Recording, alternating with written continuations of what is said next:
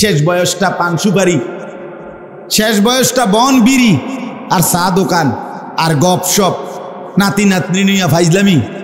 এর জন্য আল্লাহ দিছিলেন? মস্কারি করতেন দিছিলেন আপনারে? হ্যাঁ, দাদা নাতিন অসভ্য কথা বলে, নাতিনের কয় বউ, নিকৃষ্ট বেয়াদব এই লোক, অসভ্য চরিত্রের লোক এটা। বেটা তোমার নাতনি তোমার বউ হবে কেন? বেহায়া মানুষ না হইলে এ কথা বলতে পারে কেউ? আপনি বলেন মিয়া। মূল বিষয় হইল বুড়া হইছে, শাহওয়াত আজও কি যায় নাই, অসভ্য আখলাক এখনো যায় না। তাও যে এমনি মস্কারি করছে, কামনে মস্কারি করেন কেন? আপনার বয়স এত হওয়ার পর আপনার মস্কারি যাইব কোন বছর? 200 বছর পরে নাকি? আখলাক হবে কোন দিন? জীবন সাজবে কোন দিন? ওলামায়ে কেরাম আসছে, কেমনি বুঝবো? ওনারা বুঝবো কই? আল্লাহ। চলেন, এই জন্য বাপ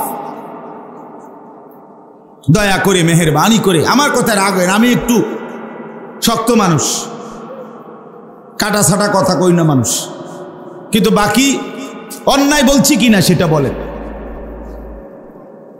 আমরা দয়া করে হায়াত কাজে লাগাই, হায়াতটা কাজে লাগান। শেষ বয়স আল্লাহ যাদেরকে দিছে, সুযোগ দিছে রে বাপ আল্লাহ। চাচা, আল্লাহ আপনাকে সুযোগ দিয়েছেন। কত মানুষ জওয়ান কালে অল্প বয়সে কবরে চলে গেছে, আর আল্লাহ তাআলা লোকটাকে সুযোগ দিছে। আমাদের সাথে পরিচিত, আমাদের আজকে হজ শেষে এইবার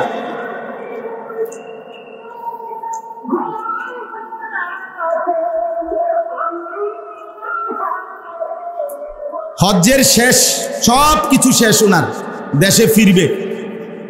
আজকে শেষ দিন, বিদায়ী তাওয়াফ, শেষবারের মতো তাওয়াফ করতেছে। আল্লাহর ঘরের চারদিকে 7 বার ঘুরলে এক তাওয়াফ হয়, 7 চক্কর ঘুরলে। তো শেষ, এরপরে চলে যাবে দেশে। 5টা চক্কর ঘুরছে, 5 ঘুরা শেষ, আর 2টা চক্কর বাকি। এই সময় এই লোক বাংলাদেশি, আমাদের পরিচয়, মানে স্ট্রোক করছে, ওইখানেই মারা গেছে।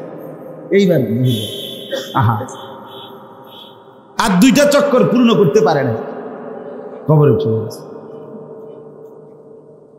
সব সাইরা জিদ্দা এয়ারপোর্টে আইছে, আরেকজন জিদ্দা এয়ারপোর্টে ওইখানে বসে স্ট্রোক করছে, মারা গেছে।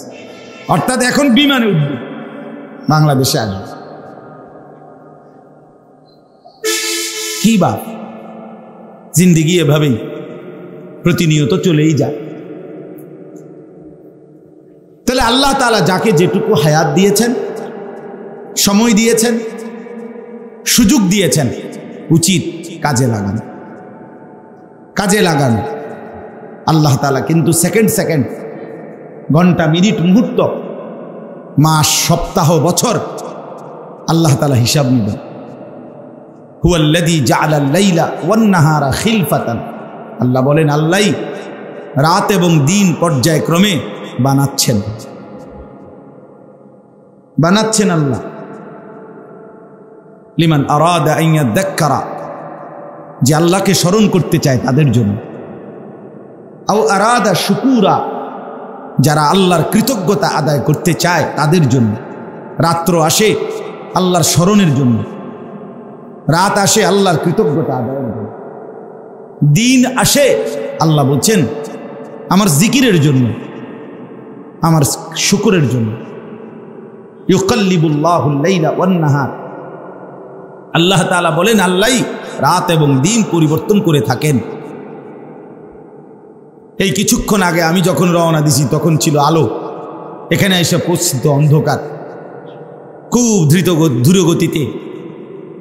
এই সাদা ধবধবে আকাশকে অন্ধকারের কালো চাদর দিয়ে যিনি এই কিছুক্ষণ আগে ঢেকে দিয়েছেন তিনি আল্লাহ, তিনি আল্লাহ। অতএব প্রতি মিনিট, প্রতি মুহূর্ত আল্লাহ। আবার রাত ভোর বানাবে আল্লাহ, আবার দিন রাত বানাবে কে?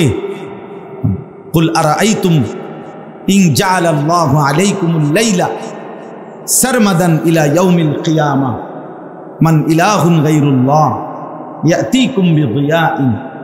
আল্লাহ তাআলা বলেন, বান্দা বলো, আজকের রাতটিকে লম্বা করে টেনে আমি যদি কিয়ামত পর্যন্ত রাত বানিয়ে রাখি, মান ইলাহুন গায়রুল্লাহ, এই বান্দা বলো না আমি আল্লাহ ছাড়া আর কে আছে, ইয়াতিকুম বিদিয়াইন, যিনি আগামী কালকের ভোর আলো নিয়ে আসবে। কে? আল্লাহকে বাদ দিয়ে কে আছে? আল্লাহ জিজ্ঞেস করছে আমাদের, কেন কাজে লাগাইলা না বান্দা? কেন সময়টা কাজে লাগাইলা? সারাদিনে সব কিছুর সময় হলো, নামাজের সময় কেন হলো না? সব ব্যস্ততা আদায় হলো, সেজদা দেওয়ার সময় কেন হলো না? কেন? সে জিন্দিগি কিভাবে জিন্দিগি যে জিন্দিগিতে নামাজ নেই? ওইটা মানুষ হয় কিভাবে যে সেজদা দেয় না, যে সেজদা করে না? সে তো মানুষ না। এটাই সত্য, যার কপালে সেজদা নাই সে মানুষ না, সে জানোয়ার, হাইওয়ান, চতুষ্পদ জন্তু। খায়, ঘুমায়, পেশাব পায়খানা করে, আর যৌন চাহিদা, লজ্জাস্থানের চাহিদা পূরণ করে। আর এইটা হাইওয়ান, জানোয়ারেরও খায়, ঘুমায়, পেশাব পায়খানা করে, যৌন চাহিদা পূরণ করে, খালাস, বরাবর বরাবর।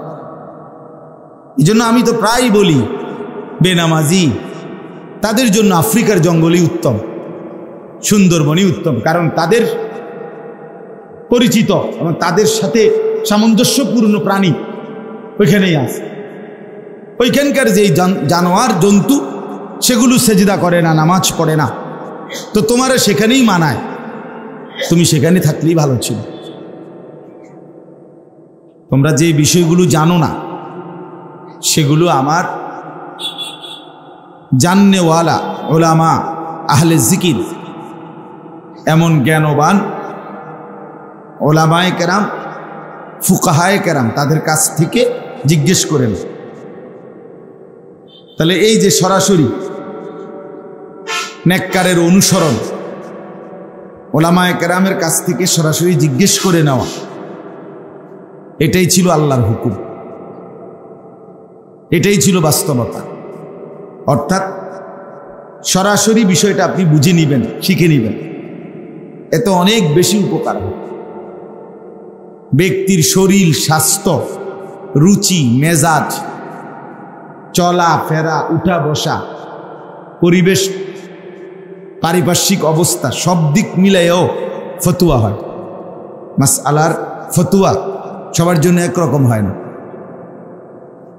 বিষয় একই, প্রশ্ন যদিও একই, কিন্তু ফতুয়া ভিন্ন ভিন্ন হয়, সব দিক মিলায়। এটাই সত্য। মনে করেন হাদিসের মধ্যে আছে, একজন সাহাবী নবী সাল্লাল্লাহু আলাইহি সাল্লামকে জিজ্ঞেস করছে সর্বোত্তম আমল কোনটি? নবীজি সাল্লাল্লাহু আলাইহি ওয়াসাল্লাম বলছে, ঈমানুন বিল্লাহি ওয়া রাসূল, আল্লাহ এবং তার রাসূলের প্রতি ঈমান রাখা।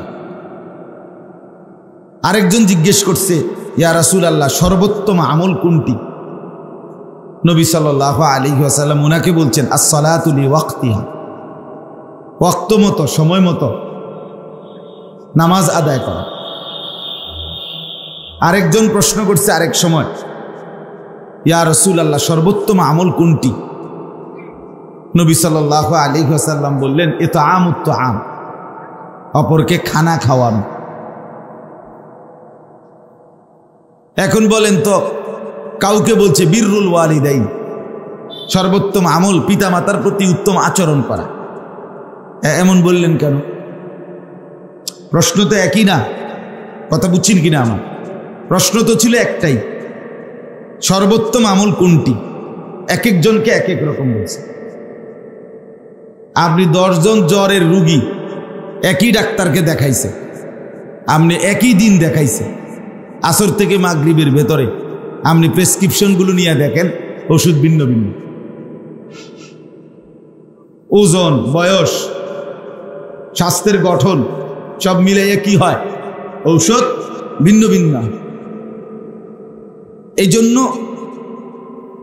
প্রত্যেক মুসলমানের উচিত দিন শেখার জন্য, আখিরাত পাওয়ার জন্য জীবন্ত সরাসরি ওলামায়ে কেরামের কাছ থেকে গ্রহণ করা। আমি মোবাইলে পাইছি এটা, অথবা আমি বাংলা অনুবাদওয়ালা বইয়ে পাইছি হুজুর এটা, না আপনি পারতেন, বুঝতেন না, হইতো না। ফেসবুক দেখে হইতো না, ইউটিউব দিয়ে হবে না। বাংলা অনুবাদওয়ালা কোনো বই দেখে আপনি বুঝতেন না। কোরআন শরীফের তর্জমা দেখছেন, হ্যাঁ ঠিক আছে, কোরআন শরীফের তর্জমা দেখে আমি হুজুর এটা বুঝছি, না বুঝলে হইতো না। আপনি পারতেন না, তাই দিন মানতে পারতেন না, কোরআন শরীফও মানতে পারতেন না। কোরআনের অনুবাদ আপনি পড়তে পারেন, এরপরেও কোনো ওলামায়ে কেরামকে যদি না জিজ্ঞেস করেন আপনি ক্ষতিগ্রস্ত হবেন, পথভ্রষ্ট হবেন, এমন আপনি সিদ্ধান্ত নিতে পারতেন না। কোরআন শরীফে আয়াত আছে যে আল্লাহ তাআলা বলছে মদ এবং জুয়ার মধ্যে অনেক ক্ষতি, কিছুটা উপকার আছে। এটা কোরআন শরীফের আয়াত। কুল ফীহিমা ইসমুন কাবীর ওয়া মানাফিউ লিন-নাস। তো এখন আপনি যে এই বাংলা অনুবাদটা পড়লেন, এটার দ্বারা কি বুঝলেন? যে বুঝা গেল কিছুটা খাওয়াও যাবে, নাই তো কিছুটা উপকার তো আছে, তাহলে কিছুটা খাওয়া যাবে, কথা বলেন না কেন? জুয়া কিছুটা খেলা যাবে, তাইলে তবে বাংলা অনুবাদ কোরআন শরীফে পড়লে শুধু এটার উপরে আপনি এই তর্জমাটা দেখে কোরআনের যে আরো আয়াত আছে সেটা আপনাকে ওলামায়ে কেরাম বলে দিবে যে এটা দিয়েই সিদ্ধান্ত না। বুঝেন নাই কথা? কোরআন শরীফে আছে ফাওয়াইলুল লিল মুসাল্লিন, এটার অর্থ হলো নামাজীদের জন্য দুর্ভোগ, লাঞ্ছনা, নামাজীদের জন্য মুসিবত। তো কি বুঝছেন আপনি? এটা বাংলা অনুবাদ তো কইলাম, তো এখন কি বুঝছেন? কি নামাজীদের জন্য দুর্ভোগ, লাঞ্ছনা, জাহান্নাম। ও কি নামাজীর জন্য জাহান্নাম? তো এটা তো কোরআন শরীফের আয়াতের অর্থ। তাইলে বুঝাইতে চাইলাম বাপ, প্রথম কথা এটা বললাম, প্রতিনিয়ত চেষ্টা করবেন উলামায়ে কেরামের কাছ থেকে কোরআন সুন্নাহর কথাই বুঝবেন, কিন্তু উলামায়ে কেরামের কাছ থেকে বুঝবেন। বুঝবেন কোরআনী, বুঝবেন হাদিস, কিন্তু বুঝতে হবে কোরআন সুন্নায় অভিজ্ঞ দক্ষ উলামায়ে কেরাম থেকে। এটা জরুরি। শুধু কোরআন সুন্নাহ প্রত্যেকের হাতে তুলে দিয়ে যে আপনারটা আপনি বুঝে নেন, তাইলে আউলা জাউলা কইরা সব সদর বদর হয়ে যাবে, সব সদর বদর। এটা মনে রাখতে হবে। মনে করেন হাদিসের 6টি বিশুদ্ধ কিতাব আছে, বুখারী শরীফ, মুসলিম শরীফ, আবু দাউদ, তিরমিজি, নাসাই, ইবনে মাজাহ। এগুলোর বাংলা অনুবাদ আছে এখন বাজারে, খুব ভালো অনুবাদ, বাংলা অনুবাদ। আপনি এগুলো অনুবাদ করে আপনার কিনে দিলাম, আমি কিনে দিলাম। তো আমি বললাম যে এখানেই সব আছে। 6টা হাদিসের কিতাবে 2 রাকাত নামাজ পড়তে যা যা লাগে এটা আছে, এটার মধ্যে আছে। আপনি বাংলা পড়লেই বুঝবেন। আপনি মিলাইয়া দেখেন, আমনের হায়াত, আমনের আরো 2-4 জনের হায়াত শেষ হয়ে যাবে। আপনি বুঝাইয়া মিলাইয়া এটারে গুছাইতে পারতেন না। আমি বললাম যদি চ্যালেঞ্জ ধরতে চান ধরেন, আমি কিনে দেব কিতাব। আল্লাহর রহমতে আপনাকে 2-4-10 জনের কিতাব কিনে দেওয়ার বা বই কিনে দেওয়ার মতো সামর্থ্য আমার আছে। আইনাম বুঝতেন না, শুধু অনুবাদ দিয়ে আপনি এটা বুঝতেন না। হাদিসের কিতাবের একই পৃষ্ঠায় আছে, এই এক পৃষ্ঠা মনে করেন এটার মধ্যেই আছে যে নবী সাল্লাল্লাহু আলাইহি সাল্লাম বলছে রান্না করা খাবার খেলে ওযু করো। ওই পৃষ্ঠাতেই আছে পরের হাদিস, নবী সাল্লাল্লাহু আলাইহি সাল্লাম রান্না করা ভুনা গোশত খাইছেন, কিন্তু ওযু না করেই নামাজ আদায় করছেন। তা এখন কি করা উচিত? তখন রুটিন করতে হবে যে শনিবারে অজু করবে, রবিবারে করতো না, এমনি নি তাহলে। অর্থাৎ শুধু কোরআন এবং সুন্নাহ মানতে হবে, এটাই কথা, এটাই ঠিক, কিন্তু মানতে হবে কোরআন সুন্নাহ, মানবে সবাই কোরআন সুন্নাহ, কিন্তু সেইটা উলামায়ে কেরাম, ফুকাহায়ে কেরাম ওনাদের ব্যাখ্যা বিশ্লেষণ তার আলোকে ওনারা আপনাকে বলে দিবে কোন আয়াত আগে কোন আয়াত পরে, ওনারা আপনাকে বলে দিবে কোন হাদিসটা আগে ছিল কোন হাদিস পরে ছিল। হাদিসের কিতাবে আছে নবী সাল্লাল্লাহু আলাইহি সাল্লাম এবং সাহাবায়ে কেরাম সকলেই একেবারে বিশুদ্ধ হাদিস যে জুতা পায়ে দিয়ে 5 ওয়াক্ত নামাজ জুতা পায়েই আদায় করতেন, এটা হাদিসে আছে। তো এখন হুকুম কি, এটা আরো হাদিস মিলাইয়া একত্র করে এরপরে উলামায়ে কেরাম সিদ্ধান্ত দিছে। আপনি একলা অনুবাদ দিয়ে কেমনে বুঝবেন? কথা বুঝছেন না আমাদের? হাদিসের কিতাবে আছে সাহাবায়ে কেরাম একজন আরেকজনকে নামাজ যিনি পরে আসছে উনি জিগাইতেন নামাজ অবস্থায় কয় রাকাত, উনি বলতেন 2 রাকাত হয়েছে, নামাজ হলো, এতে নামাজ ভাঙে তো না। তো এখন আপনি জিগান কয় রাকাত হয়েছে, তখন আপনার নামাজ হইব নি? তো সাহাবীরটা হইলে আমারটা হইতো না। কথা বলেন না কেন? মানে তাই না আপনি বলবেন এই তো হুজুর আপনি ফেস লাগাইলেন না, ফেস না, আপনি বুঝতেন না। এটা উলামায়ে কেরাম জিন্দেগি ভর মেহনত করে বিষয়টাকে কোনটা আগের কোনটা পরের কোনটা কোন প্রেক্ষাপটে, হাদিসে স্পষ্ট আছে নবীজি বলছে তোমরা কবর জিয়ারত করো না, এটা হাদিস। আবার নবীজি বলছে তোমরা কবর জিয়ারত করো, কবর জিয়ারত তোমাদেরকে আখিরাতের কথা, কবরের কথা, মৃত্যুর কথা মনে করাইয়া দেয়। তাহলে দুইটাই আছে কিনা বলেন না কেন? তাহলে আপনাকে পূর্বাপর জানতে হবে। উলামায়ে কেরাম এগুলো বিশ্লেষণ করে, এই দেখেন আমি বলছি নি ভাই, ওই যে ওই আবার মোবাইল লইয়া খটর খটর করতেছে, এই তামসা উঠাইলে আপনি রাস্তাতে উঠান, সিএনজি আছে, বাস আছে, অটো আছে, ওগুলোর ছবি উঠান মিয়া। মানুষের কি অভাব পড়ছে ওইখানে?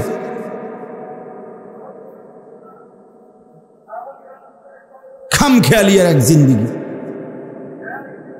জীবনটা বেঈমান দুশ্মন আজকে সবাইকে মানে বড় মোবাইল দিয়া আমাদের জীবন একদম ঢালাই করে দিছে, ঢালাই টাইলস লাগাই দিছে সব। যে তুই আসছো পৃথিবীতে, তোমার জীবনের যত আকাঙ্ক্ষা, স্বপ্ন, কল্পনা, সৌন্দর্য, যা কিছু তুমি আর বড় মোবাইল, এটাই তোমার জীবন। তোমারে বানানোই হয়েছে পৃথিবীতে মোবাইল টিপতা, এই হলো জীবন আমার।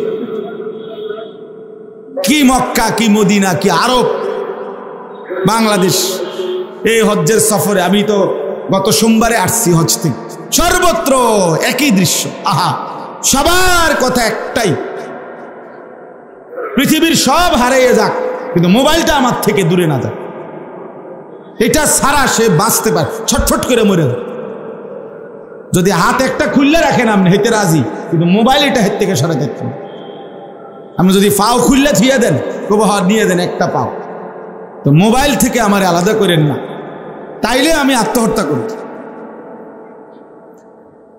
এই এক জিন্দিগি আমাদেরকে পেয়ে বসছে, এক পাগলা নেশা, এক পাগলা নেশা। যাকে দেখে তার সাথে শুধু ছবি আর ছবি, যা দেখে তার শুধু ছবি আর ছবি। কত লক্ষ ছবি উঠতেছে, নিজে নিজে ডিলেট হইতেছে, নিজে টিপতেছে, কে দেখে কতক্ষণ দেখে কি তো দেখবো, বইয়ে বইয়া বইয়ে বইয়া আবার বুঝি এই 6 মাস আগের ছবি ইডি উড়াইছে দিদি, ইডি দেখবো। মানুষের আকাম, মানুষের কাম না,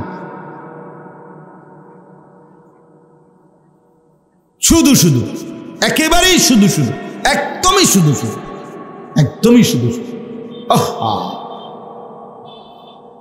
কোরআনুল কারীমের মধ্যে আছে, আল্লাহ তাআলা বলেন সফল মুমিন তারা যারা নিজেকে অনর্থক কথা এবং কাজ থেকে বিরত রাখে। ওয়াল্লাযীনা হুম আনিল লাগবি মু'রিদুন, আল্লাহ বলছেন ফাইদা মাররু বিল লাগবি মাররু কিরামা, আমার প্রিয় বান্দা তারা যারা অনর্থক কথা এবং কাজ যখন দেখে তখন ভদ্রচিতভাবে পাশ কাটিয়ে চলে যায়।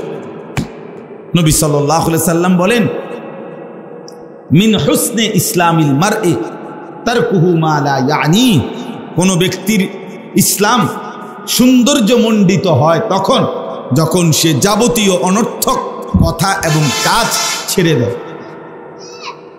তার ইসলাম সুন্দর হয়, তার জীবন সুন্দর হয়, তার মুসলিম পরিচয় সুন্দর হয় যখন অনর্থক কথা এবং কাজ ছেড়ে দেয়। এই জন্য বাপ রাগ হইেন, হয়তো একজনকে বলছি কিন্তু রোগ তো সবার, রোগ তো কি বলেন সবার। এই জন্য দয়া করে এখনকার জন্য বললাম, আপনি আপনার বিবেককে প্রশ্ন করেন, এই বড় মোবাইল এটা প্রয়োজন আছে, অফিসিয়াল দেশে বিদেশে ব্যক্তিগত পারিবারিক চাকরি ব্যবসা জীবন চলার বর্তমান অনেক কিছু এটার সাথে সম্পৃক্ততা আছে, যেটা লাগবেই। হ্যাঁ ঠিক আছে, জরুরত তো জরুরতেই, প্রয়োজন তো প্রয়োজনই, কিন্তু সারাদিন মোবাইল টিফোন এটা কি প্রয়োজন আমারে বলো। একারে পাগল ছাগল, গরু ছাগল, আঁশ মুরগা, বেড়ই বেড়িয়ে জোয়ান বুড়া সাদা কালা হুজুর জিডা পাউন এটা ছবি উড়াইতে এটা কিতা, এটা প্রয়োজন? হ্যাঁ এটা জরুরত হইল কোনো, এইটা বুঝাইতে চাই। প্রয়োজনকে প্রয়োজনের মধ্যেই রাখেন, দরকারকে দরকারের মধ্যেই রাখেন। আমরা মদিনা শরীফ গেছি, রিয়াজুল জান্নাহ রাসূলুল্লাহ সাল্লাল্লাহু আলাইহি সাল্লামের রওজা শরীফের পাশের যে জায়গাটা, এটাতে ঢুকতে হলে বড় মোবাইল দেখাইতে এটা লাগবে, বড় মোবাইল দিয়া অ্যাপস সে রেজিস্ট্রেশন মানে অনুমতি নিয়া এটা দেখাইয়া ঢুকতে হয়। তো এটা আমার দরকার না, এখন আমি এটা সারা দাম কেমন নেন? তাহলে দরকার আছে কোনো কিছু, কোনো দরকারে তো দরকারই, কিন্তু যেটা বেহুদা সেটার কি অর্থ? আল্লাহ আমাদেরকে বুঝ দান করেন। বিষয়টা যদি সবাই মিলে একটু আন্তরিক হন তাইলে ভালো হবে। আমাদের জিন্দিগির হাজারো লক্ষ ঘন্টা মিনিট সেকেন্ড বাফ এই মোবাইল কেড়ে নিচ্ছে, কেড়ে নিচ্ছে শুধু শুধু শুধু শুধু। কোরআনুল কারীমে আছে, বিশ্বাস করেন, কোরআন শরীফে আছে, প্রত্যেক জাহান্নামের ভীষণ আগুনে যখন উথাল পাথাল ঢেউ খেলবে উতরাবে, তখন জাহান্নামী আল্লাহকে বলবে রব্বানা আখরিজনা না'মাল সালিহান গায়রাল্লাযী কুন্না না'মাল, আল্লাহ আমারে অল্প কিছু সময়ের জন্য দুনিয়ায় আরেকবার ফেরত যেতে দেন, এবার যদি যেতে পারি আমি সবগুলো নেক আমল করব। তখন আল্লাহ তাআলা এই কথার জবাবে জাহান্নামীকে একটা কথা বলবে, প্রথম যে কথাটা আল্লাহ বলবে, আওয়ালাম নুআম্মিরকুম, আমার বান্দা বলো তো আমি কি তোমাকে হায়াত দেই নাই? 60 বছর কারে দিছিলাম, 40 বছর কারে দিছিলাম, 30 বছর বান্দা কাকে দিয়েছিলাম, এতগুলো রাত, এতগুলো দিন, এতগুলো সপ্তাহ বছর আমি কি তোমাকে দেই নাই? আওয়ালাম নুআম্মিরকুম, আমি কি তোমাকে হায়াত দেইনি? আমি কি তোমাকে বয়স দেই নাই, সময় দেই নাই? এই সময় আমার জীবন, আমার হায়াত, আমার এই ঘন্টা মিনিট সেকেন্ড, বিশ্বাস করেন এটাই আল্লাহ তাআলা প্রথম আমাদের সামনে তুলে ধরবে। কেন চাচ্ছ না ফরমান? সময় চাচ্ছ কেন? আমি তো সময় দিয়েই আনছি। আবার হায়াত চাচ্ছ কেন? আমি তো হায়াত দিয়েই কবরে আনছি। আমি তো লম্বা একটা সময় দিয়েই তোমারে তারপরে কবরে এনেছি। এই জন্য দয়া করে আফসুস করতে হবে, আফসুস করতে হবে। আল্লাহ তাআলা বলবেন আমি সময় দিছি, আর দেব আর দেব। এই জন্য দয়া করে জিন্দিগি কাজে লাগা। মাঝ বয়সী যারা মুরব্বী আছেন, চাচা আপনারা লম্বা সময় চায়ের দোকানে শুধু শুধু নষ্ট করে। এক কাপ চা খাইতে বাপ 2 ঘন্টা লাগার কথা না, কেন বসে রইল? আপনার সাথে বৈশা 5 জন মানুষ চা দোকানে গীবত করতেছে, পরের বদনাম, পুরা দেশ জাতি সমাজ সবার সমালোচনা বদনাম বেহুদা বলতেছে, আপনি বৈশা বৈশা শুনতেছেন, বিড়ি খাইতেছেন, নয়তো পান খাইতেছেন, নয়তো টেলিভিশনে নর্তকীর নাচ গান দেখতেছেন। আহা, একজন মুসলমান বয়স্ক মানুষ এত অসভ্য হইবার কথা না, এত বেহায়া মুসলমানের বুড়ো মানুষ হওয়ার কথা না। 60 বছর বয়সী লোক আজও টেলিভিশন দেখে, নাচ গান দেখে, চা দোকানে বসে নর্তকীর ছবি দেখে।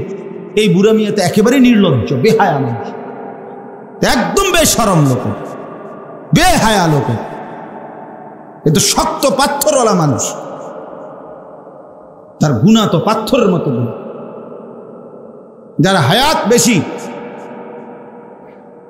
60 বছর বয়স যার, আজও গুনাহ ছাড়ে না, নারীর নাচ গান দেখা ছাড়ে নাই, এবার গুনার বয়স তো আজ বহুদিনের। কথা বলেন না কেন? এবার খাচ্চত খারাপ কে আজ নতুন নি তো? যে ছেলেটার বয়স 18, সে যদি নারী দেখে, তার গুনার বয়স, সে বালেগ হয়েছে 14 বছরের পরে, তাহলে তার গুনার বয়স 4 বছর। আর যে এবারটার বয়স 60 বছর, এবারটা অনও বেড়ি দেখে, এবারটার গুনার বয়স আজকে কত বছর? হিসাব করেন না কেন? 15 থেকে 60 গুনেন। এই জন্য দয়া করে মুরব্বীদেরকেও বললাম, হায়াত কাজে লাগান। এত লম্বা হায়াত দেওয়ার পরও যারা কাজে লাগাইলেন না, বিশ্বাস করেন আপনারা বেশি আফসুস করবেন, আফসুস করবেন। আ'যারাল্লাহু ইলা ইমরিইন আখারা উমরাহু হাত্তা বালাগা 60। নবী সাল্লাল্লাহু আলাইহি সাল্লাম বলেন, আল্লাহ তাআলা যাকে হায়াত লম্বা করে 60 বছর পর্যন্ত পৌঁছিয়েছেন, 60 মানে 60 পর্যন্ত যাকে আল্লাহ হায়াত দিয়েছেন, অথচ তারপরও জাহান্নাম থেকে বাঁচতে পারে নাই, আখিরাতে জান্নাতের পুঁজি কামাই করে নাই, খোদার কসম নবী বলছে, কিয়ামতের দিন আল্লাহ তাআলা ওই ব্যক্তিকে কোনো উযর আপত্তি পেশ করার, কিছু বলার সুযোগ দিবেন না। বিশ্বাস করে খাড় করাইয়ে ফিরাল, এমনি দাঁড়াইলেই হাসরের ময়দানে ফেরেশতারা বলল, ফিট তারে, একদম ফিট, টাটসে ফিট তারে, টাঙ্গাইয়া ফিট। খামখেয়ালি জিন্দিগি, শেষ বয়সটা পান সুপারি, শেষ বয়সটা বন বিড়ি আর চা দোকান আর গপ সপ, নাতি নাতনি নিয়া ফাইজলামি, এর জন্য আল্লাহ দিছিলেন? মস্কারি করতেন দিছিলেন আপনারে? হ্যাঁ, দাদা নাতিন অসভ্য কথা বলে, নাতিনের কয় বউ, নিকৃষ্ট বেয়াদব এই লোক, অসভ্য চরিত্রের লোক এটা। বেটা, তোমার নাতনি তোমার বউ হবে কেন? বেহায়া মানুষ না হইলে এ কথা বলতে পারে কেউ? আপনি বলেন মিয়া। মূল বিষয় হইল বুড়া হইছে, শাহওয়াত আজও কি যায় নাই, অসভ্য আখলাক এখনো যায় না। তাও যে এমনি মস্কারি করছে, কেমনে মস্কারি করেন কেন? আপনার বয়স এত হওয়ার পর আপনার মস্কারি যাইব কোন বছর? 200 বছর পরে নাকি? আখলাক হবে কোন দিন? জীবন সাজবে কোন দিন? ওলামায়ে কেরাম আসছে, কেমনে বুঝবো? ওনারা বুঝবো কই? আল্লাহ। চলেন, এই জন্য বাপ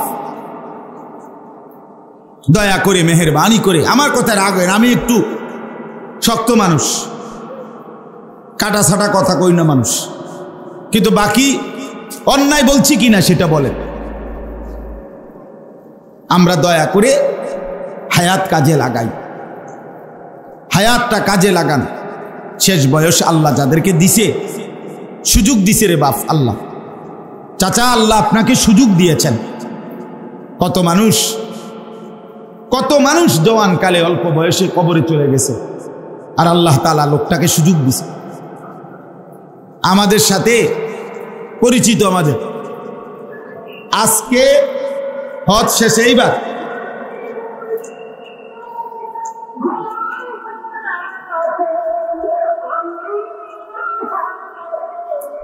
হজ্জের শেষ, সব কিছু শেষ, ওনার দেশে ফিরবে। আজকে শেষ দিন, বিদায়ী তাওয়াফ, শেষবারের মতো তাওয়াফ করতেছে। আল্লাহর ঘরের চারদিকে 7 বার ঘুরলে এক তাওয়াফ হয়, 7 চক্কর ঘুরলে। তো শেষ, এরপরে চলে যাবে দেশে। 5টা চক্কর ঘুরছে, 5 ঘুরা শেষ, আর 2টা চক্কর বাকি। এই সময় এই লোক বাংলাদেশি আমাদের পরিচয়, মানে স্ট্রোক করছে, ওখানেই মারা গেছে। এইবার আহা, আর 2টা চক্কর পূর্ণ করতে পারে না, কবরে চলে গেছে। সব সাইরা জিদ্দা এয়ারপোর্টে আইছে, আরেকজন জিদ্দা এয়ারপোর্টে ওইখানে বসে স্ট্রোক করছে, মারা গেছে। অর্থাৎ এখন বিমানে উঠবে, বাংলাদেশে আসবে। কি বা জিন্দেগি এভাবেই প্রতিনিয়ত চলেই যায়। তাহলে আল্লাহ তাআলা যাকে যেটুকু হায়াত দিয়েছেন, সময় দিয়েছেন, সুযোগ দিয়েছেন, উচিত কাজে লাগান, কাজে লাগান। আল্লাহ তাআলা কিন্তু সেকেন্ড সেকেন্ড, ঘন্টা, মিনিট, মুহূর্ত, মাস, সপ্তাহ, বছর আল্লাহ তাআলা হিসাব নেবেন। হুয়াল্লাযী জাআলাল লাইলা ওয়ান নাহারা খিলফাতান, আল্লাহ বলেন আল্লাহই রাত এবং দিন পর্যায়ক্রমে বানাচ্ছেন, বানাচ্ছেন আল্লাহ। লিমান আরাদা আন ইয়াযাক্কারা, যে আল্লাহকে স্মরণ করতে চায় তাদের জন্য। আও আরাদা শুকুরা, যারা আল্লাহর কৃতজ্ঞতা আদায় করতে চায় তাদের জন্য। রাত্র আসে আল্লাহর স্মরণের জন্য, রাত আসে আল্লাহর কৃতজ্ঞতা আদায়ের জন্য, দিন আসে আল্লাহ বলছেন আমার জিকিরের জন্য, আমার শুকরের জন্য। ইউকাল্লিবুল্লাহুল লাইলা ওয়ান নাহার, আল্লাহ তাআলা বলেন আল্লাহই রাত এবং দিন পরিবর্তন করে থাকেন। এই কিছুক্ষণ আগে আমি যখন রওনা দিছি তখন ছিল আলো, এখানে এসে পৌঁছতো অন্ধকার, খুব দ্রুতগতিতে। এই সাদা ধবধবে আকাশকে অন্ধকারের কালো চাদর দিয়ে যিনি এই কিছুক্ষণ আগে ঢেকে দিয়েছেন তিনি আল্লাহ, তিনি আল্লাহ। অতএব প্রতি মিনিট, প্রতি মুহূর্ত আল্লাহ। আবার রাত ভোর বানাবে আল্লাহ, আবার দিন রাত বানাবে কে? কুল আরাআইতুম ইন জাআলাল্লাহু আলাইকুমুল লাইলা সারমাদান ইলা ইয়াউমিল কিয়ামা মান ইলাহুন গায়রুল্লাহ ইয়াতিকুম বিদিয়াইন। আল্লাহ তাআলা বলেন বান্দা বলো, আজকের রাতটিকে লম্বা করে টেনে আমি যদি কিয়ামত পর্যন্ত রাত বানিয়ে রাখি, মান ইলাহুন গায়রুল্লাহ, এই বান্দা বলো না আমি আল্লাহ ছাড়া আর কে আছে? ইয়াতিকুম বিদিয়াইন, যিনি আগামী কালকের ভোর আলো নিয়ে আসবে। কে? আল্লাহকে বাদ দিয়ে কে আছে? আল্লাহ জিজ্ঞেস করছে আমাদেরকে, কেন কাজে লাগাইলা না বান্দা? কেন সময়টা কাজে লাগাইলা? সারাদিনে সব কিছুর সময় হলো, নামাজের সময় কেন হলো না? সব ব্যস্ততা আদায় হলো, সেজদা দেওয়ার সময় কেন হলো না? কেন? সে জিন্দিগি কিভাবে জিন্দিগি যে জিন্দিগিতে নামাজ নেই? ওইটা মানুষ হয় কিভাবে যে সেজদা দেন, যে সেজদা করে না? সে তো মানুষ না। এটাই সত্য, যার কপালে সেজদা নাই সে মানুষ না, সে জানোয়ার, হাইওয়ান, চতুষ্পদ জন্তু। খায়, ঘুমায়, পেশাব পায়খানা করে, আর যৌন চাহিদা, লজ্জাস্থানের চাহিদা পূরণ করে।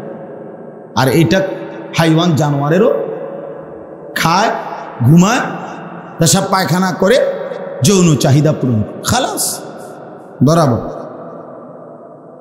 বরাবর।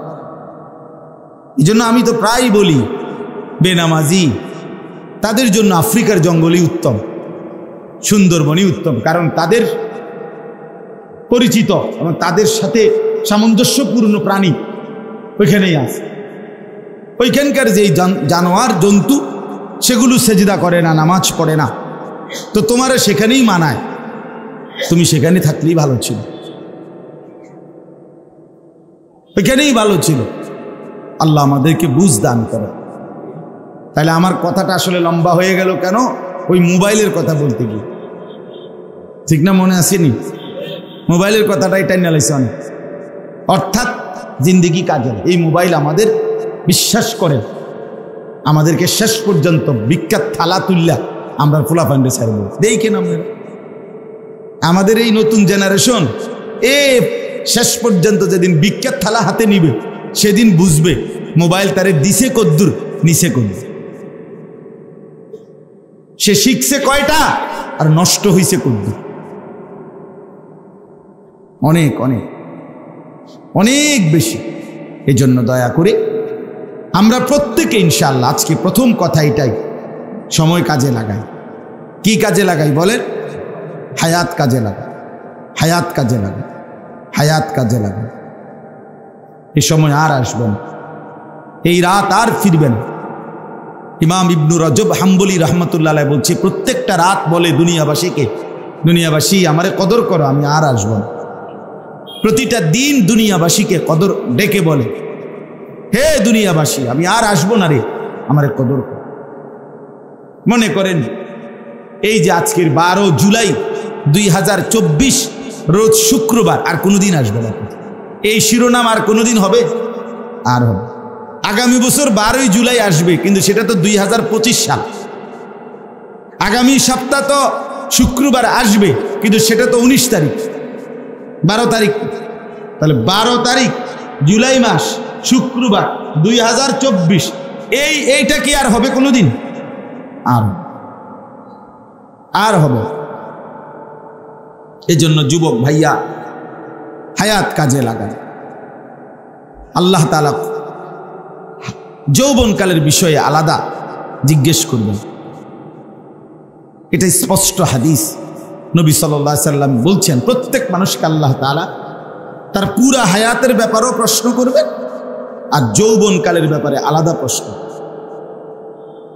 ওয়া আন শাবাবিহি ফীমা আবলাহু, যৌবনকাল কোথায় ব্যয় করেছে, এটা অবশ্যই জিজ্ঞাসা করবে, অবশ্যই আলাদা আলাদা।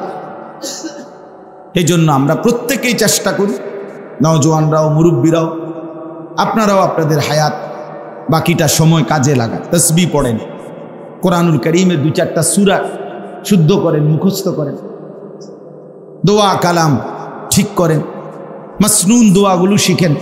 টয়লেটে ঢুকতে কি দোয়া, বের হইতে কি দোয়া, বাথরুমে ঢুকতে কি দোয়া, এগুলো শিখেন। মসজিদে ঢুকবার দোয়া, মসজিদ থেকে বের হবার দোয়া, খাবারের শুরুতে দোয়া, খাবারের পরে কি দোয়া শিখেন। 2টা না, এক কথা উত্তর দিয়ে পারি না, আর হে বয়স নাই, এই বয়স আর নাই, না আর হইতো না হুজুর, কইতে পারবেন কিন্তু আর ওনার এই বয়স নাই, আর হুদা ঝামেলা যাইয়েন না, যে এমনি আছি এমনি ফুরে থাকবি। বাহ, আখেরাতের বিষয় বললে আর এ কুঁতায় কুমায় বেড়াইমা কথা কয়। তো দুনিয়া ভোগ করবেন, দুনিয়া বাপরে বাপ, যারা গোস্ত খাবেন নি, খানা মাশাআল্লাহ, আপেল খাবেন নি, মালটা দাও না, দাও আর বাঁচবেন কয়দিন। আল্লাহ দুনিয়া ঠিকই ভোগ করে, দুনিয়া এক বিন্দুও ছেড়ে দিচ্ছেন। আপনার যেহেতু আর বয়স নাই, আপনার কীর্তন গোস্ত লন,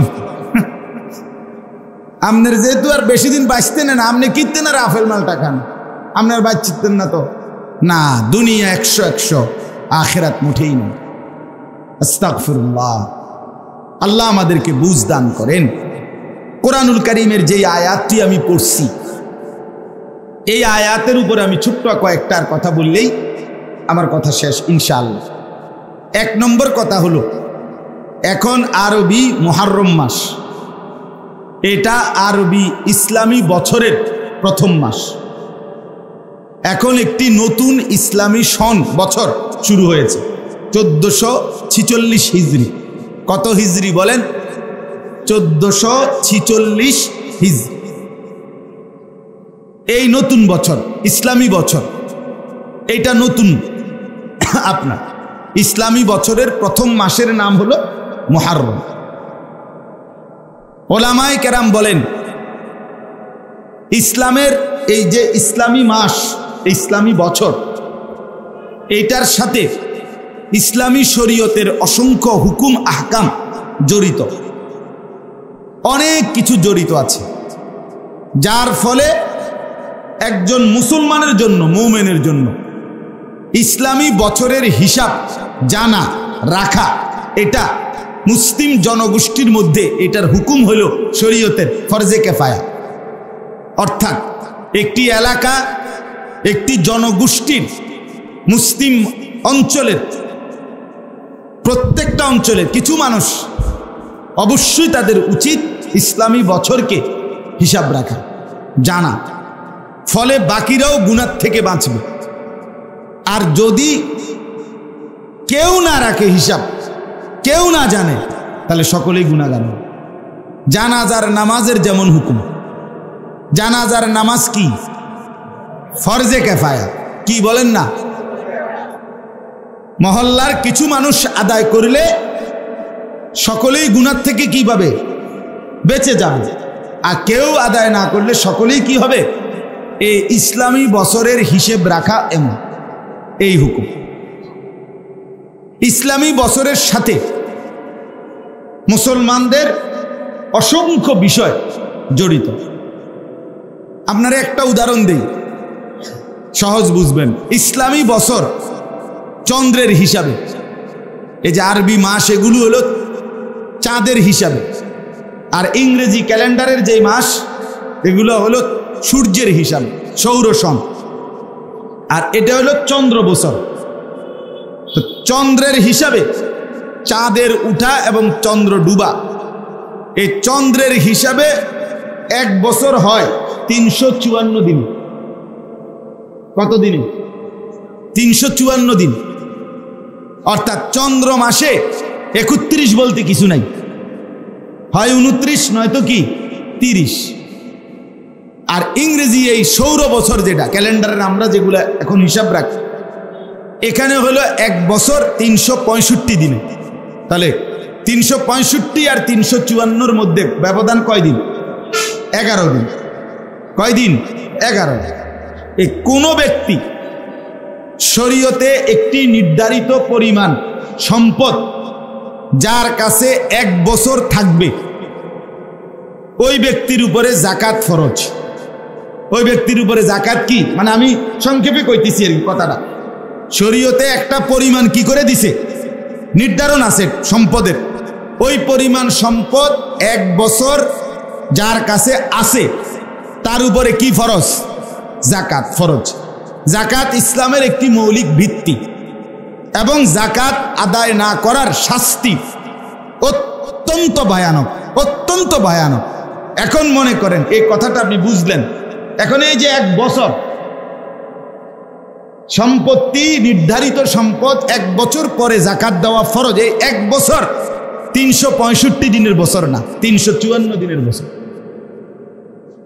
অর্থাৎ আপনি যদি ইসলামী বছরের হিসাব না রাখেন, না জানেন, না হিসাব করেন, তাইলে আপনার উপরে 11 দিন আগেই বছর পূর্ণ হইয়া আপনার উপরে যাকাত ফরজ হয়েছে, কিন্তু আপনি 365 দিনের কথা হিসাব ধইরা আরো 11 দিন লেগে অপেক্ষা করতেছেন।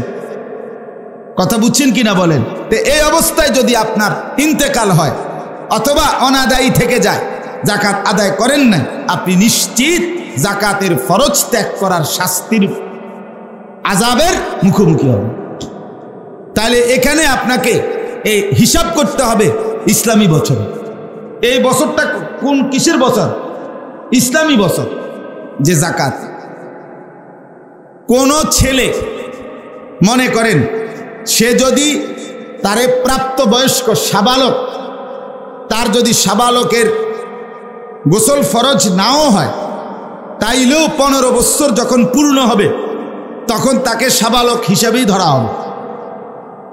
এখন 15টি বছর, এই 15 বছর যদি 365 দিন গুণনা, আপনি তো জন্ম তারিখ লিখে রাখছেন ইংরেজি, তার 15 বছর পূর্ণ করবেন আপনি 365 দিনে গুইনা গুইনা 15 বছর হিসাব করলে, আর 354 দিনে গুইনা 15 বছর পূর্ণ করলে, তাইলে ইসলামী শরীয়তের হিসাবে প্রায় 6 মাস আগেই সে সাবালক হয়ে গেছে, কিন্তু এবারটার হিসাবে এখনো হয় না।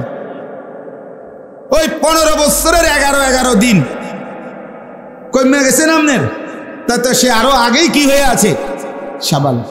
কিন্তু আপনি তো জানেন না, আপনি তো জানেন হইলো ইংরেজি হিসাব। এটা উদাহরণ বললাম আমি। এরকম আপনার অসংখ্য বিষয় আমাদের ইসলামী বছর, যেমন আমরা রমজানের রোজার হিসাব, আমরা রোজা রাখতেছি কালকে, তারাবি পড়তেছি আজকে, প্রথম তারাবি। তার মানে ওই যে সন্ধ্যা থেকেই চাঁদ উঠলেই অর্থাৎ সূর্য ডুবলেই আমাদের কি হিসাব শুরু। চন্দ্রের হিসাবে রমজানের চাঁদ উঠছে, মানে রমজান মাস শুরু হয়ে গেছে।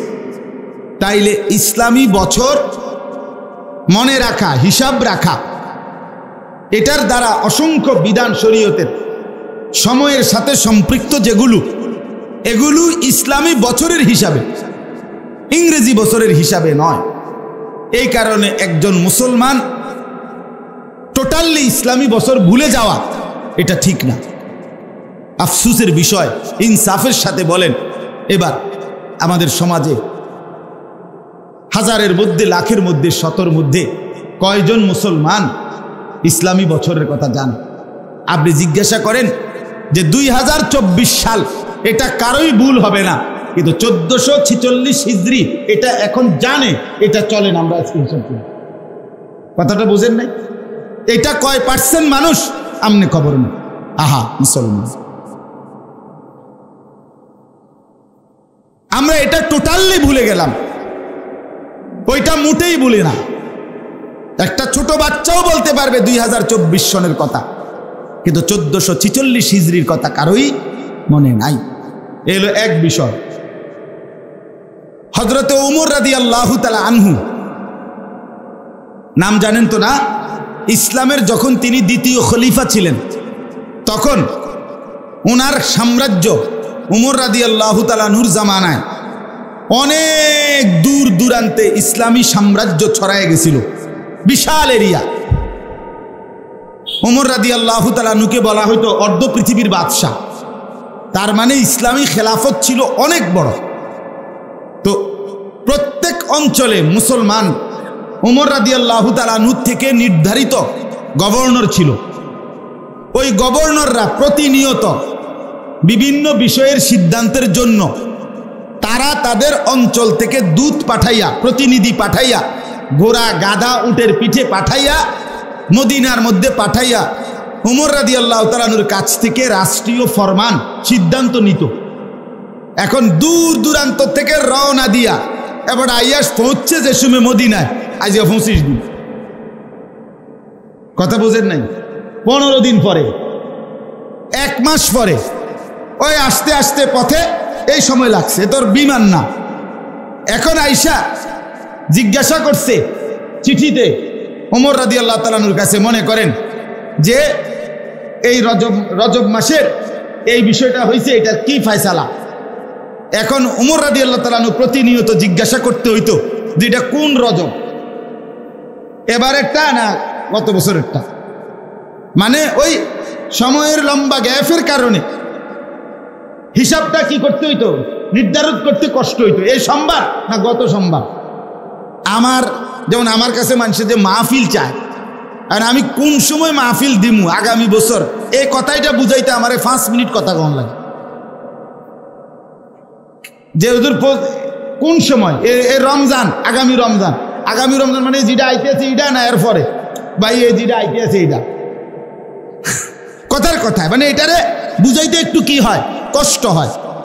তো ওমর রাদিয়াল্লাহু তাআলা আনহুর জামানায় অহরহ এই প্রশ্নের মুখোমুখি হইত যে আপনার কোন রজব, কোন শাবান, কোন রমজান, এটা এবারের রমজান না গত বছরের রমজান, বিভিন্ন কাজে। তো তখন ওমর রাদিয়াল্লাহু তাআলা আনহু সাহাবায়ে কেরামকে বললেন যে এই সমস্যার সমাধানের জন্য আমরা একটা বছর, ইসলামী বছর নির্ধারণ করি। তাইলে ওই বছরের নামে মাস বললে 2024 সালের জানুয়ারি, তো আর বুঝতে অসুবিধা কি? এটা বলার পরে জিঙ্গেবো বুঝি যে গত বছরের জানুয়ারি নি, কথা বোঝেন নাই? 2023 সালের ফেব্রুয়ারি, তার মানে আপনি জিগাইবেন যে মানে কি হুজুর 2025 সালের ফেব্রুয়ারি নাকি? এটা নিজে গাইবে হে বেড়া, এটা তো বুঝছে এই কথা। এটা এই সুবিধার্থে ওমর রাদিয়াল্লাহু তাআলা আনহু পরামর্শ নিলেন। সবাই বলছে হ্যাঁ এটা করা যায়। এখন শুরুটা করবে কিভাবে, বছর ধরবে কোনান থেকে? তখন সাহাবায়ে কেরাম বহু পরামর্শ দিছে। তন্মধ্যে সাহাবায়ে কেরামের বিভিন্ন পরামর্শের মধ্যে একটা পরামর্শ আসছে যে আমাদের প্রিয় নবী সাল্লাল্লাহু আলাইহি সাল্লাম মক্কা থেকে মদিনায় হিজরত করে গেছেন যেই বছর, ওই বছরটাকে ধরে, যেহেতু হিজরত নবীজির জীবনের অত্যন্ত গুরুত্বপূর্ণ একটি ঘটনা।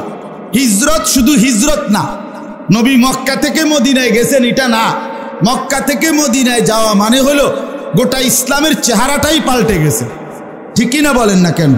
13.5 বৎসরের জুলুম, নির্যাতন, অত্যাচার, বঞ্চনা সহ্য করার পরে 13.5 বছর পরে মদিনার মাটিতে যখন নবীজি কদম ফেলছে, পরবর্তী অল্প সময়ের ব্যবধানে ইসলাম গোটা পৃথিবীতে চমকায় গেছে। তাহলে হিজরত ইসলামের একটি টার্নিং পয়েন্ট, গুরুত্বপূর্ণ বিষয়। এই জন্য এইটাকে সাহাবীরা বলাতে ওমর রাদিয়াল্লাহু তাআলা আনহু সিদ্ধান্ত দিছে যে হ্যাঁ ঠিক আছে এটাই। সেই থেকে নবী সাল্লাল্লাহু আলাইহি সাল্লামের হিজরতের বছরটাকে হিসাব দইরা ইসলামী বছর। তাহলে এখন 1446 হিজরি, কত হিজরি? আর তার মানে হলো আজ থেকে 1446 বছর আগে আমাদের নবী মক্কা থেকে মদিনায় হিজরত করে গেছে। কথাটা বুঝছেন আপনি? তাইলে এক নম্বরে শরীয়তের হুকুম হাকামের বিভিন্ন বিষয়ে ইসলামী বছরের দরকার আছে কিনা। 2 নম্বরে একজন মুসলমান রসুল প্রেমিক হিসাবে নবী সাল্লাল্লাহু আলাইহি সাল্লামকে যে ভালোবাসে, সেই ভালোবাসার দাবিতে এই বছর মানে হলো নবীজির হিজরতের হিসাবে, নবীজির সাথে সম্পৃক্ত। এই কারণেও একজন মুসলমান নবী প্রেমিকের জন্য ইসলামী বছরের হিসাব রাখা জানা উচিত কিনা বলেন? তাইলে আমরা যারা রাখছি না, জানি না, তারা রাসূলুল্লাহ সাল্লাল্লাহু আলাইহি সাল্লামের মহব্বতের এই দিক দিয়া একটা ঘাটতি কিনা আমাদের? ঘাটতি। 3 নম্বর বিষয় হলো এই ইংরেজি বছর যেটা, এটার হিসাব রাখা, বাংলা বছরের হিসাব রাখা হারাম নয়, নাজায়েজ না, কিন্তু প্রাধান্য পাবে আমাদের কাছে ইসলামী বছর। কেন? ইংরেজি এই বছর 2024 সাল, এটা হলো খ্রিস্টানদের হিসাব। হযরত ঈসা আলাইহিস সালাম যেই বছর জন্মগ্রহণ করছেন ওইটা খ্রিস্টাব্দ, অর্থাৎ যিশু খ্রিস্টের জন্মের বছর, অর্থাৎ আজ থেকে 2024 বছর আগে ঈসা নবী জন্মগ্রহণ করছেন। তো এটা খ্রিস্টানদের হিসাব। আচ্ছা, বাংলা সন যেটা আমাদের এই অঞ্চলে বাংলা সন, এটা হলো সম্রাট জালালউদ্দিন মোহাম্মদ আকবর, মুঘল বাদশাহ আকবর, যাকে আকবর দি গ্রেট বলা হইতো, এই আকবরের আমলে পুরা অঞ্চলের দিল্লির খেলাফ যত বড় সাম্রাজ্য ছিল, তাদের মৌসুমি যে খাজনা উঠাইতো জনগণ থেকে, ট্যাক্স, ফসলি জমি কাটার পরে এই সময় ট্যাক্স উঠাইতো। তো এইটার হিসাবের জন্য বাদশাহ আকবর উনার সভাসদদেরকে বলছিল, তোমরা আমাদের এই অঞ্চলের হিসাবে, এখানকার সিজন হিসাবে তোমরা একটা বছর হিসাব করো, যাতে করে খাজনা আদায় করতে কি হয়, হিসাব করতে সুবিধা। কয় বছরের খাজনা, কোন বছরের খাজনা, ট্যাক্স। এই কারণে এই বাংলা সন, এইটা এই কারণে চালু হয়েছে। আপনি পড়ে দেখেন বা জিজ্ঞেস করে দেখেন। তাইলে বাংলা সন, আবারও বলছি ইংরেজি সন, এটা হিসাব রাখা বা হিসাব করা হারাম নয়, নাজায়েজ না, কিন্তু বাংলা সনের সাথে ফসলের জমির খাজনার সম্পৃক্ততা, ইংরেজি সনের সাথে খ্রিস্টানদের বিশ্বাসের সম্পৃক্ততা, কিন্তু ইসলামী সনের সাথে রাসূলুল্লাহ সাল্লাল্লাহু আলাইহি সাল্লামের হিজরতের সম্পৃক্ততা, এই 3টা বিশ্লেষণ করলেও মুসলমানের কাছে প্রাধান্য পাওয়ার কথা ছিল কোনটা? ইসলামী বছর। কিন্তু কোথায় আমরা? বাবের জন্ম তারিখ লেখা আছে দেখবেন ইংরেজি সব, ফুতের জন্ম তারিখ লেখা আছে দেখবেন ইংরেজি সব, ঠিক না? বাপের মৃত্যু তারিখ লেখা আছে ইংরেজি সব। ইসলামী বছরের হিসাব করি, কইতেও তো পারত না কেউ, বলতেও তো পারবে এটা দরকারই না। আহা, যেটা ছিল দরকার সেটা ভুলে গেলাম, যেটা না হলেও চলতো সেটা খুব মনে রাখ। এই হলো আমাদের জিন্দেগি। দুশ্মনের অব্যাহত প্রচারণা। মনে রাখবেন, সারা পৃথিবীর ইসলাম বিরোধী শক্তির পরিকল্পিত ধীরে ধীরে স্লো মোশনে তাদের প্রচারণার একটা কার্যকর সফলতা এটা যে দুশ্মন বিভিন্ন বিষয়ে সুন্নত যা নবীজির সাথে সম্পৃক্ত যেটা সেটা আমাগরে ভুলাইয়া দিছে, আর তাদের যেটা দেওয়া সেটা আমাদেরকে একদম মজবুত করে কলজার ভিতরে বসায় দিছে। মানে কি? যেমন একটা 6 বছরের বাচ্চাও আর 90 বছরের বুড়াও উনি ব্রাশ এবং টুথপেস্ট এটা চিনতে কোনোদিনও ভুল করে না, কিন্তু মিসওয়াক হাজারো লক্ষ মুসলমান রাসূলুল্লাহর এই সুন্নাত চেনেও না, বোঝেও না, গুরুত্বও দেয় না। ভুলে গেছে সুন্নাতকে, মনে রাখছে বেরস আর টুথপেস্ট। এটা ভুলে না, এটা মনে থাকে না। বোঝেন নাই কথা? ডাইনিং টেবিল চিনতে ভুল হয় না, দস্তরখান মনেই পড়ে না। এখন চলেন নবীর প্রেমে এমনি ডোলন আর নাচন লরণ, এটা তো সহজ। বুঝেন নাই কথা? রাসূলুল্লাহ সাল্লাল্লাহু আলাইহি ওয়াসাল্লামের ভালোবাসায় আরো 10 কেজি জিলাপি বিরিয়ানি বাড়াইয়া দেন, এটা সহজ, কারণ এটা তো খানা। এটা সমস্যা হয় না ভাইয়া, এটার লেগে লোক পাওয়া যাবে না। আমিও যদি কই আরো 50 কেজি জিলাপি বাড়াইয়া দিলে ভালো হয়, আসেননি কোনো ভাগ্যবান দিবেন? অমাক ভাগ্যবান মানে বহুত লোক পাওয়া যাবে, জিলাপি না, বিরিয়ানি না, খিচুড়ি না, কিন্তু রাসূলুল্লাহ সাল্লাল্লাহু আলাইহি ওয়াসাল্লামের সুন্নাতকে ধরে ধরে জিন্দেগির মধ্যে আনা, সেটা জীবনে বাস্তবায়ন করা, সেটা কঠিন। আর এটাই ভালোবাসা, এটাই মহব্বত। তাইলে দস্তরখান আপনি চলেন হাইটা ঘুরে মুসলমানের ঘরগুলোতে জিজ্ঞাসা করে দেখেন, চাচা আপনাদের দস্তরখানটা দেখান তো। 1000 ঘরে ঘুরে দেখেন, আপনি কয়টাতে পাবেন আপনার বিবেকে যা বলে দেখেন। আপনি সব আমার জীবনে, ছোট্ট জীবনে কত সময় দেখছি বলার পরে একটা লুঙ্গি এনে দিছি। বেটা লুঙ্গি কি দস্তরখান? বেটা এটা তো লুঙ্গি না, যে দুর্গন্ধওয়ালা বেটা এটা। গামছা কি দস্তরখান? গামছা তো গামছা। আশ্চর্য। তার মানে মিসওয়াক চিনলই না, অথচ রাসূলুল্লাহ সাল্লাল্লাহু আলাইহি সাল্লাম যেদিন এই পৃথিবী থেকে ইন্তেকাল করেন, বিদায় নেন, মালাকুল মউত আজরাইল যেদিন নবীর রূহ কবজ করছে, খোদার কসম বাপ, আল্লাহর কসম, নবীজির হাতে শেষ যেই আমলটা ছিল, আমাদের নবী শেষ নবীর শেষ আমল কি? মিসওয়াক। আখিরি নবীর আখিরি আমল কি বলেন? মিসওয়াক।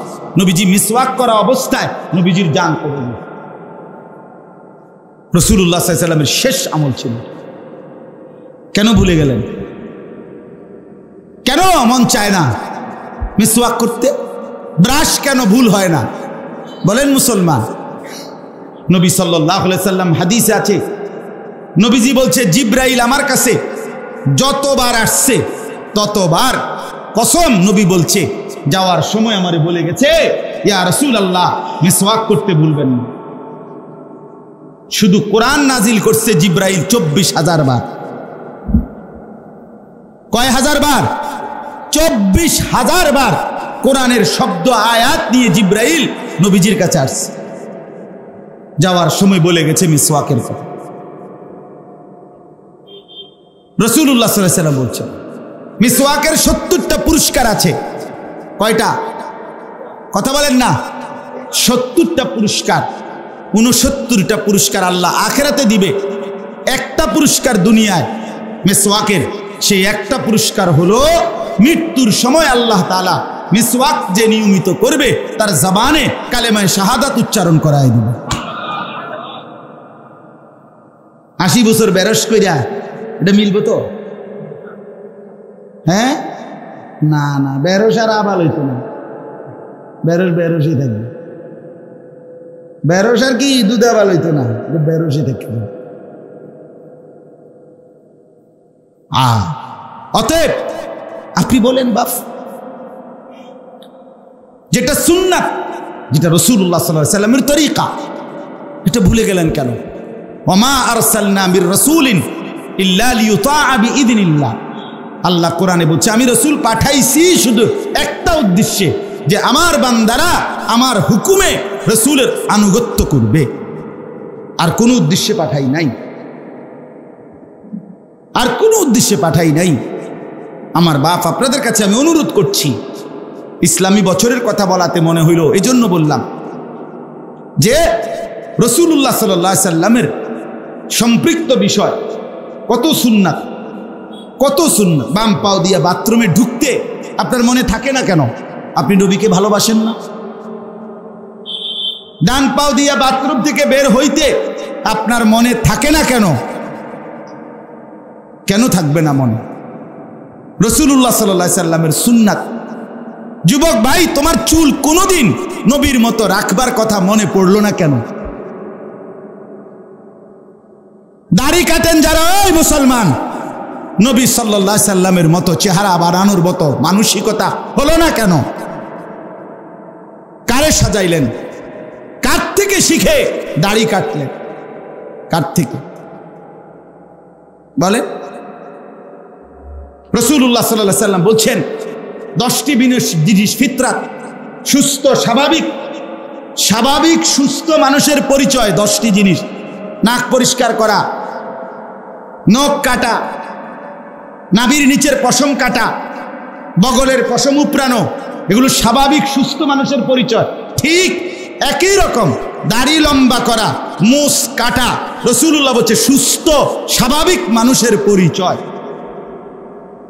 এজন্য দাড়ি কাটা এটা স্বাভাবিকতার পরিচয় নয়, উনি অস্বাভাবিক, উনি সুস্থ স্বাভাবিক মানুষ না, উনি বিকৃত মানসিকতার মানুষ।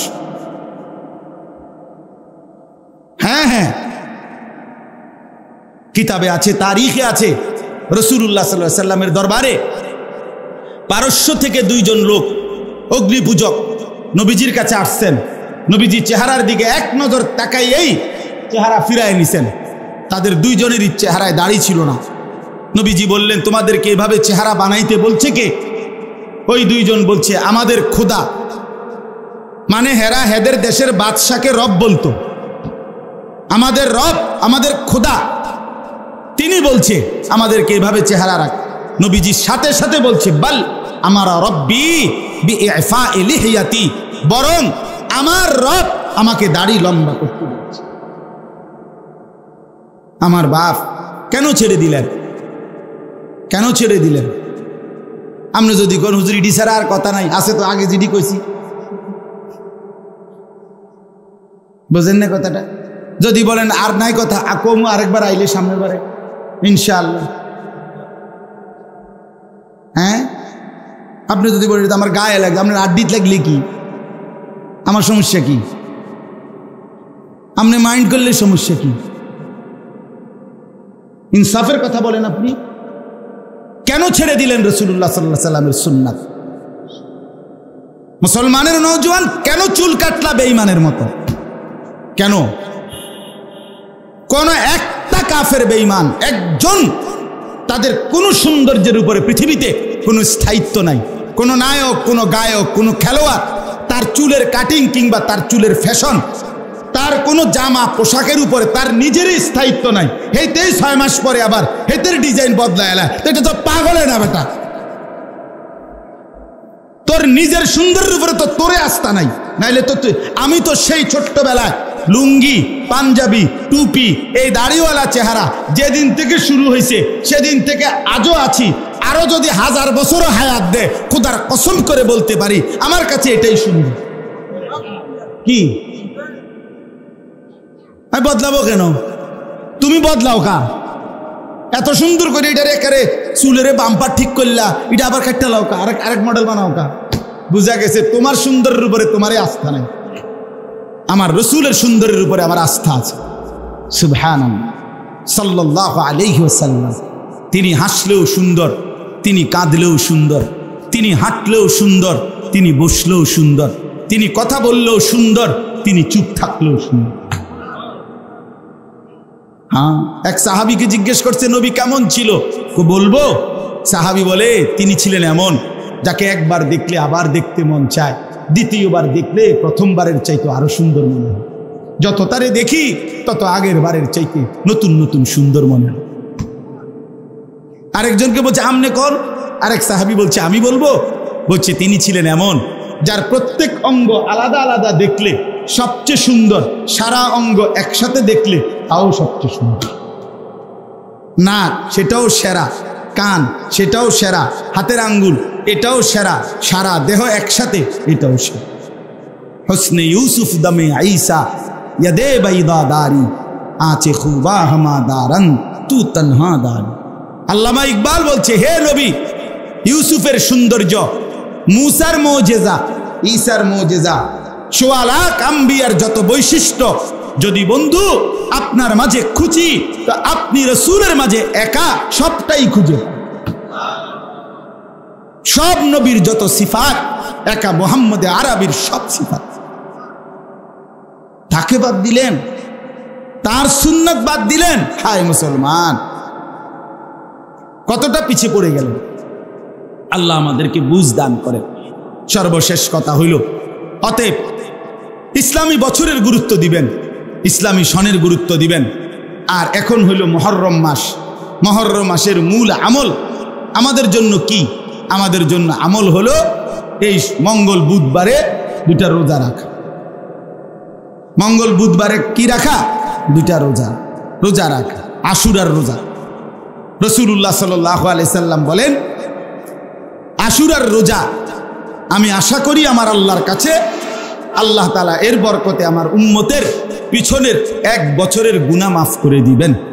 আহতাসিবু আলাল্লাহ আন ইউকাফফিরা আস-সানাতা আল্লাতী ক্বাবলা। এজন্য আপনি আমি আমরা সবাই মিলে নিয়ত করি যে ইনশাআল্লাহ এই মঙ্গলবার বুধবারে আশুরার দুইটা রোজা রাখবো ইনশাআল্লাহ। আরো ভালো হয় সোমবার দিনও যদি রাখেন। নবী সাল্লাল্লাহু আলাইহি সাল্লাম প্রত্যেক সোমবারে, এমনিতেই সারা বছর নবীজি সোমবারে কি রাখতেন? রোজা রাখতেন। এটা যেহেতু মুখে মুখে আছে তো রাখেন, সোমবারও চেষ্টা করে। মা বোনদের কাছে বলবেন, নিজের ঘরে স্ত্রী কন্যাদের কাছেও এটা বলবেন, মঙ্গলবার বুধবারে যেন দুইটা নফল রোজা রাখে। আল্লাহ তাআলা আমাদেরকে তৌফিক দান করেন। আমার বাপ, শেষ কথা হইল মাদ্রাসাকে ভালোবাসবেন। মুসলমান নিজের ছেলেকে নিজের মেয়েকে দিন শিখাবেন। একজনকেও সময়ের এমন অবস্থা, বাচ্চাদেরকে ছেলে মেয়েদেরকে এমনি ছেড়ে দিলে বাপ এরা বরবাদ হয়ে যাবে। জি, এজন্য দয়া করে প্রত্যেকেই নিজ নিজ ছেলে মেয়ে কন্যা সকলকে দিন শেখাবেন। আল্লাহ তাআলা আমাদেরকে তৌফিক দান করেন, কবুল করেন। আজকের এই মাদ্রাসার কি নাম যেন? মারকাজুল হুদা মাদ্রাসা আল্লাহ কবুল করেন। আজকের এই মজলিস আল্লাহ কবুল করেন। আলহামদুলিল্লাহ। জি জি জি, আমার দোয়া শেষ করি, এরপর বলেন, আমার কাছে বলেন, এনে আইসা দোয়া করেন আগে। আলহামদুলিল্লাহ রাব্বিল আলামিন। আল্লাহুম্মা আনতাস সালাম ওয়া মিনকাস সালাম, তাবারাকতা ইয়া যাল জালালি ওয়াল ইকরাম, ইয়া আরহামার রাহিমিন, ইয়া আরহামার রাহিমিন, ইয়া আরহামার রাহিমিন। মাওলায়ে কারীম, আপনি মাফ করে দেন। মেহেরবান মাওলা, আপনি মাফ করে দেন। আয় আল্লাহ, আপনি মাফ করে দেন। আজকের এই মজলিস আপনি কবুল করে নেন। আয় আল্লাহ, আমাদের জীবনটা সুন্দর করে দেন। রসুল পাক সাল্লাল্লাহু আলাইহি ওয়াসাল্লামের সুন্নাত মোতাবেক জিন্দিগি গড়বার তৌফিক দান করেন। আয় আল্লাহ, জিন্দিগির প্রতিটা সময় মিনিট কাজে লাগাবার তৌফিক দান করেন। সমস্ত কবরবাসীদেরকে মাফ করে দেন। আমাদের স্ত্রী সন্তান পরিবারকে নিয়ে নেক জিন্দিগি গঠন করার তৌফিক দান করেন। আয় আল্লাহ, ইজ্জত আফিয়ত তাকওয়ার জিন্দিগি দান করেন। মাদ্রাসাখানা কবুল করে নেন। আয় আল্লাহ, মাদ্রাসাখানা কবুল করে নেন। আল্লাহ আরও ছাত্রী শিক্ষক শিক্ষিকা আয় আল্লাহ উপযুক্ত নেক পরিবেশ আপনি মিলায়া দেন। আল্লাহ সমস্ত মানুষকে মাদ্রাসার সাথে আন্তরিকতাপূর্ণ মহব্বত আলা বানিয়ে দেন। আয় আল্লাহ আমাদের প্রত্যেকের জীবন সুন্দর করে দেন, আখেরাত সুন্দর করে দেন। অসুস্থ বিমারি যারা শিফা করে দেন, কামাই রুজিতে হালাল বরকত দান করেন। আয় আল্লাহ আমাদের সবাইকে কবুল আর মনসুর করেন, জীবনটা কাজে লাগাবার তৌফিক দান করেন। রব্বির হামহুমা কামা রব্বায়ানি সগীরা, রব্বির হামহুমা কামা রব্বায়ানি সগীরা। সুবহান রব্বিকা রব্বিল ইজ্জাতি আম্মা ইয়াসিফুন ওয়া সালামুন আলাল মুরসালিন ওয়ালহামদুলিল্লাহি রাব্বিল আলামিন। আল্লাহুম্মা সাল্লি নামাজ আমরা সবাই মসজিদে চলে যাই, মসজিদে বাইতুল সুজুদ মসজিদে চলে যাই, ওখানে রোজুর ব্যবস্থা আছে, জামাতের ব্যবস্থা হবে। আমরা সকলে মসজিদে চলে যাই, ওখানে জামাত